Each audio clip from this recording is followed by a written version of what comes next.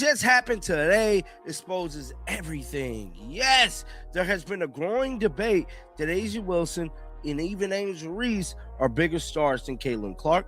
They're more marketable and their fans is more engaging. But one thing people cannot deny is Caitlin Clark level of greatness and Caitlin Clark fans tune in. That facial expression is the definition of a league under immense pressure. We are watching a fundamental shift in how the WNBA operates, and it is centered entirely on the polarizing rise of Caitlin Clark. While some argue that stars like A'ja Wilson and Arik Ogunbowale hold more immediate marketability, the raw data presents a starkly different reality regarding viewership and public interest. Line about this. It says news. Sunday's matchup between the Las Vegas Aces and Atlanta Dream averaged 1.24 million viewers, making it the most watched WNBA game on a Sunday ever. Now, this page right here, make it their business. I talk hoops to kind of try to shit on. Numbers do not lie. When the Las Vegas Aces and the Indiana Fever squared off, they pulled in 1.24 million viewers, setting a new bar for Sunday broadcasts. But here is the problem: narrative manipulation. We are seeing a concerted effort by certain media pockets to frame these numbers through a narrow. As of mid-May, it's the Dallas Wings Indiana Fever opener on May the 9th, with average about 2.9 to 2.5 million viewers on ABC.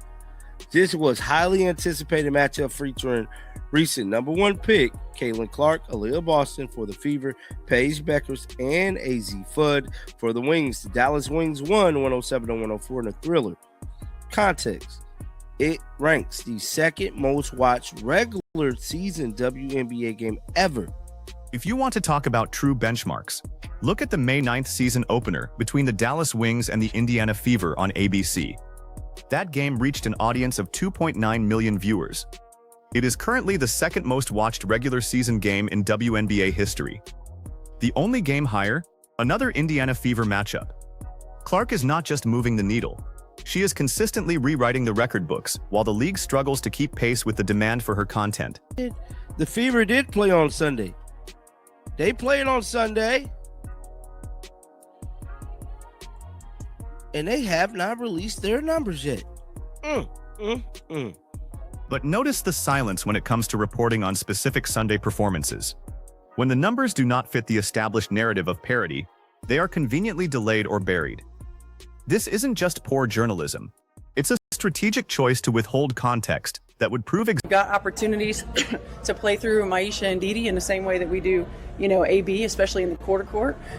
So we need to take advantage of that. And, we've got opportunities. So it says with AB, Stephanie might really say they should play through Dantas and Maisha Allen in half court. Her session with not playing through. The friction extends into the coaching ranks as well, particularly with Stephanie White. Her preference for a traditional motion offense with a big as a high post hub is fundamentally at odds with the high-octane, transition-heavy style that made Clark a generational talent. This creates a fascinating internal conflict. Should a team force its superstar to conform to a rigid, decades-old offensive philosophy?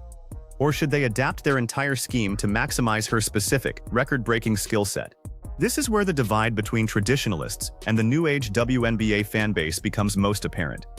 We have an undeniable tension between old-school coaching philosophies and the modern fast-paced reality of a league that has suddenly found itself in the spotlight. The coaching staff is clearly hesitant to fully commit to the run-and-gun style, yet the viewership data proves that is exactly what the audience wants to see.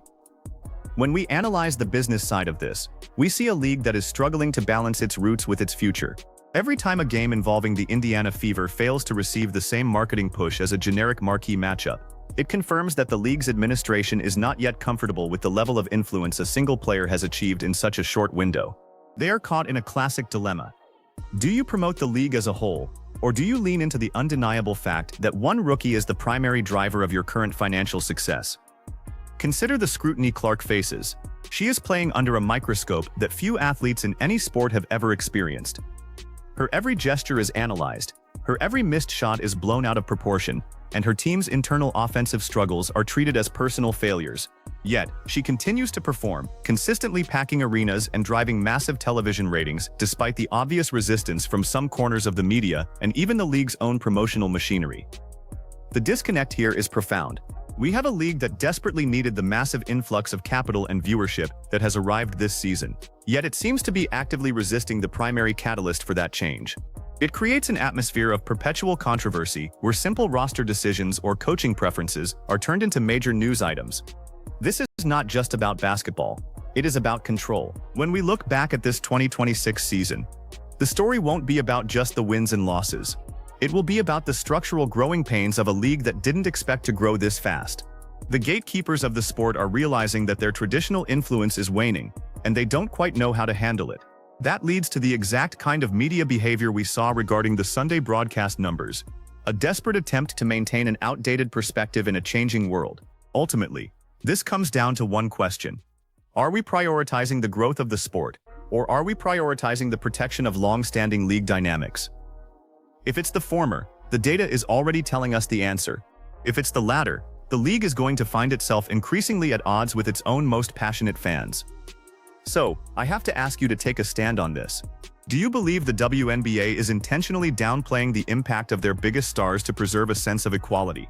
Or is this just the result of a media establishment that is unable to pivot to the new reality? Pick a side in the comments and let me know why you think the league is playing this dangerous game. Are they protecting the game, or are they holding it back? Tell me what you think, and as always, keep those takes coming until next time.